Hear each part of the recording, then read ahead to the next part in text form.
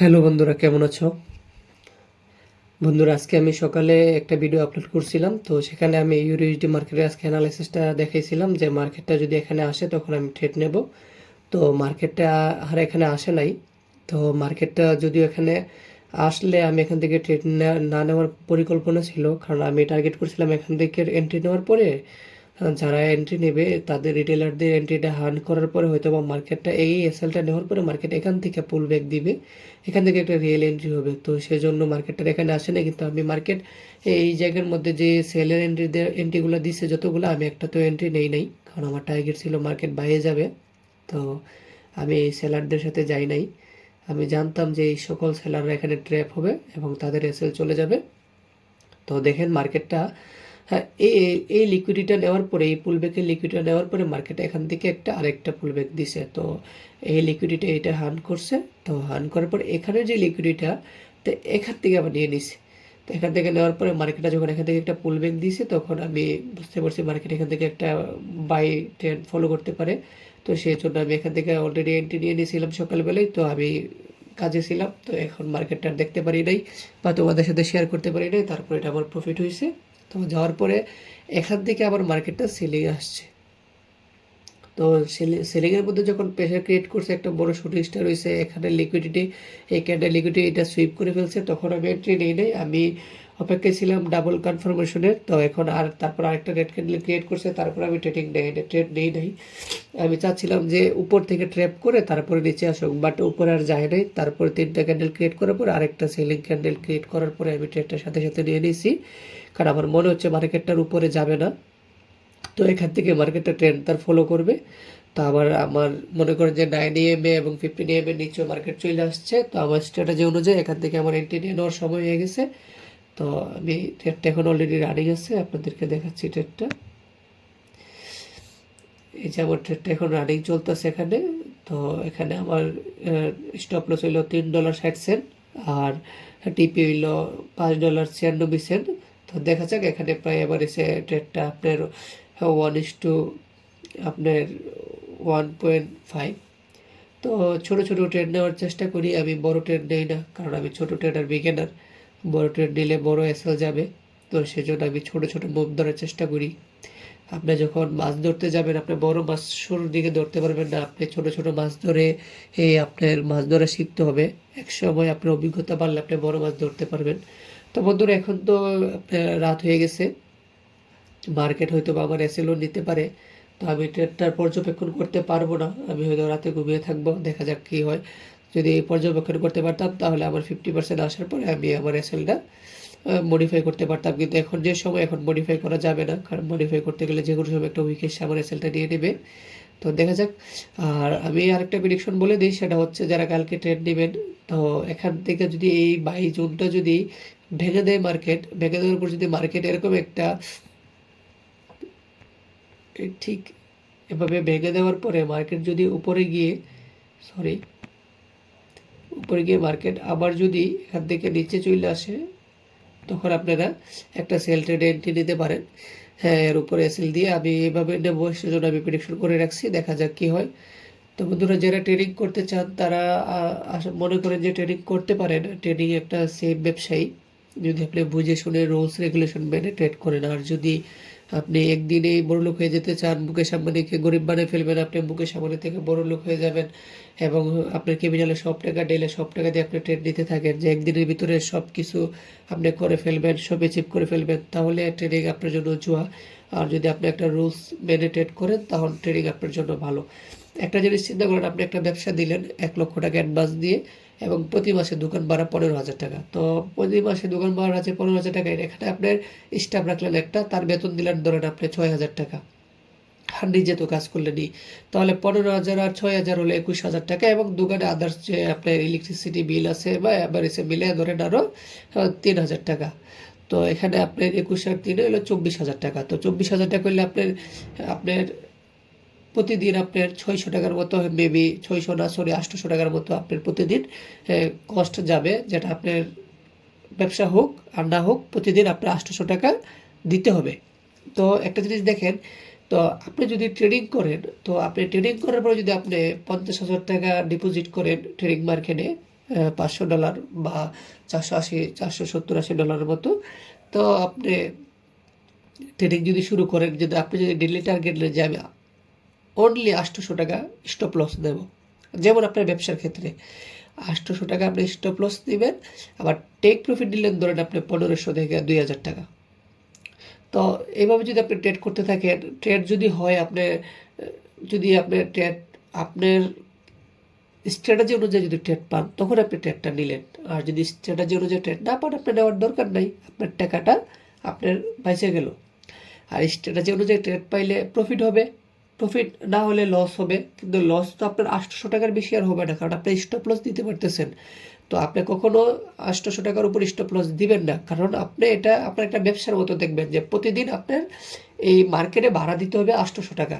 টিকে থাকতে হলে, মার্কেটে কাজ করতে হলে আপনার $800 প্রত্যেকদিন ভাড়া দিতে হবে।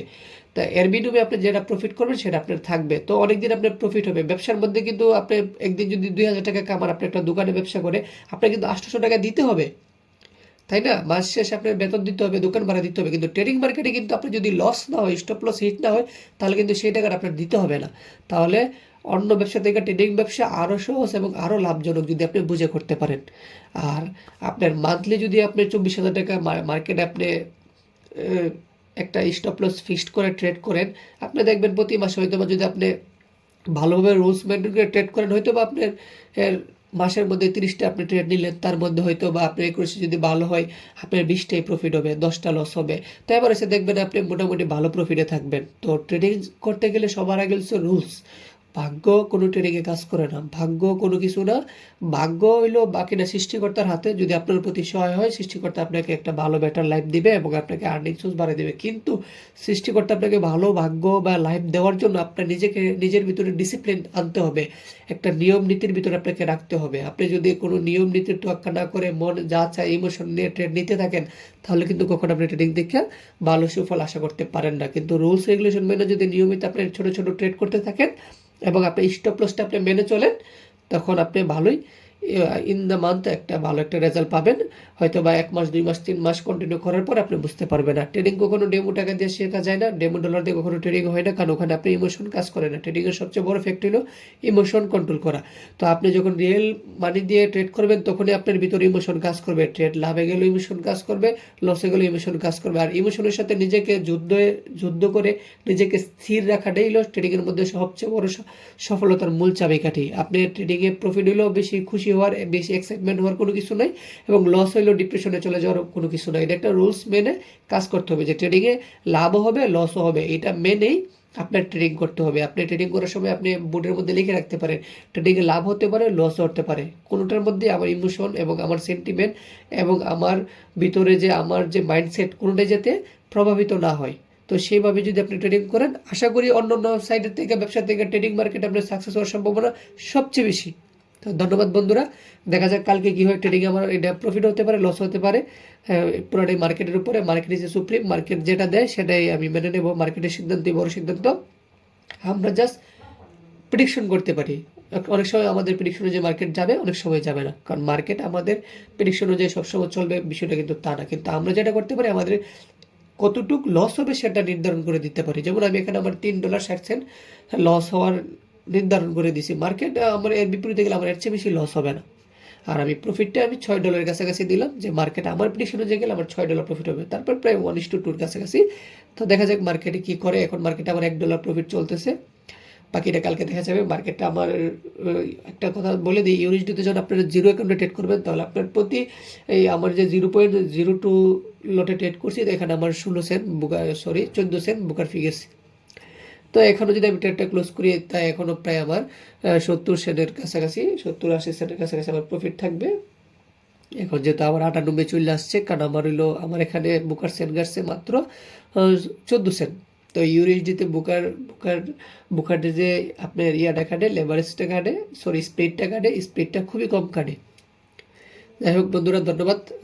আমার ভিডিওতে এবং আমার কথাবার্তায় যদি কোনো সমস্যা থাকে তাহলে এটা বুঝতেই পারবেন। নতুন তো তো সব কিছু এরকম কোনো প্র্যাকটিস নাই। আর আমি ভিডিও এডিটিং বা ভয়েস মেকিং বা অন্য কিছু গুছিয়ে বা একটা আপনার জার্নালের মধ্যে বা একটা কাগজের মধ্যে কি কি বলবো সবগুলো আগে থেকে লেখে সাজিয়ে গুছিয়ে এরকম কোনো কিছু করি না। মার্কেট ওপেন করি, আমি আমার মতো করে কথা বলি, ঠিক আছে? তো সেই হিসাবে আমার কথায় অনেক সময় এই তালমিল নাও থাকতে পারে। তো এই বিষয়টা বড় কিছু না, এটা কিছু মনে করবেন না, কারণ আমি ভিডিও দিয়ে টাকা ইনকাম করার মতো চিন্তা ভাবনা আমার নাই। আমার কথা হলো আমার ট্রেডিং জার্নিটা হ্যাঁ এভাবে চালিয়ে যাবে এবং আমার চ্যানেলে ডে বাই ডে আপলোড করতে থাকবো। যারা আমার এই জার্নির সাথে থাকতে চান তারা আমার ভিডিওতে লাইক করেন, কমেন্ট করেন এবং আমার চ্যানেলটা সাবস্ক্রাইব করেন, যাতে আমার প্রতিদিনের আপডেটগুলো আপনারা পাইতে পারেন। তো বন্ধুরা, ট্রেডটা আমার দিকে যাচ্ছে। তো আমি আমি চাচ্ছি আমার স্টপ লসটা সামথিং একটু মডিফাই করে দিতে। সরি, একটু একটা মিনিট।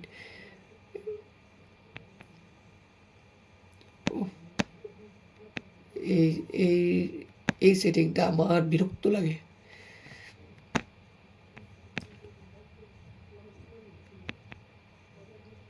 ঠিক আছে বন্ধুরা, $2 এনে রাখলাম, দেখা যাক কি হয়। এখন তো প্রায় $1.5 কাছাকাছি প্রফিট চলতেছে। তো কালকে দেখা যাবে ট্রেডটার রেজাল্ট। ট্রেড নিয়ে প্যানিক করে আবার ঘুমিয়ে বারবার মার্কেট অন করে ট্রেডটার লাভ হলো না লস হলো এগুলো বারবার দেখতে যাবেন না। এগুলো দেখতে গেলে আপনার ঘুম নষ্ট হবে, কিন্তু আপনার বারবার দেখাতে মার্কেটে কোনো আসে যায় না। তো মার্কেটে যা হয় সেই সিদ্ধান্ত আপনি মেনে নিতে হবে। আমার কেন জানি মনে হচ্ছে মার্কেটটা এখানে পুলব্যাক দিয়ে এই লিকুইডিটিটা নিতে পারে। তো আমি আমি প্রথমে যে জায়গায় ছিলাম সেই জায়গায় থাকতে চাচ্ছি। আমার গেলে $3 যাক, সমস্যা নেই। ওকে, ধন্যবাদ বন্ধুরা। আশা করি সবাই ভালো আছেন, ভালো থাকবেন এবং ট্রেডিং শিখতে চাইলে নিয়মিত ইউটিউবে ভিডিও দেখেন। যারা ট্রেডিং শেখায় ভালো ভালো ট্রেডার এখন ইউটিউবে ভিডিও দেয়, আগে যেরকম ছিল না। তো এখন অনেক ট্রেডারই তাদের নিত্য নতুন ভিডিও দিচ্ছে এবং অনেক স্ট্র্যাটেজি দিচ্ছে। সেগুলো দেখেন, দেখে আস্তে আস্তে শিখে যাবেন। যখন ভিডিও প্র্যাকটিস করবেন এবং কনফিডেন্স আসবে তখন ট্রেড করতে পারেন। আর একটা জিনিস অবশ্যই মনে রাখতে হবে, সেটা হলো কখনো ডেমো ট্রেডিং করে ট্রেডিং আপনি শিখতে পারবেন না। রিয়েল অ্যামাউন্ট ছাড়া ট্রেডিং আপনি কখনো ইমোশন কন্ট্রোল সাইকোলজি এই কন্ট্রোল এগুলো আসবে না। তো অবশ্যই ট্রেডিং শেখার পরে অল্প কিছু টাকা আপনি রিয়েলে আপনি ডিপোজিট করবেন, ডিপোজিট করে অল্প অল্প করে ট্রেড করতে থাকেন। তাহলে কি আপনার ইমোশনটা মার্কেটে কাজ করবে, তখন আপনি ইমোশন কন্ট্রোলের জন্য প্র্যাকটিস করতে পারবেন। ওকে বন্ধুরা, ধন্যবাদ।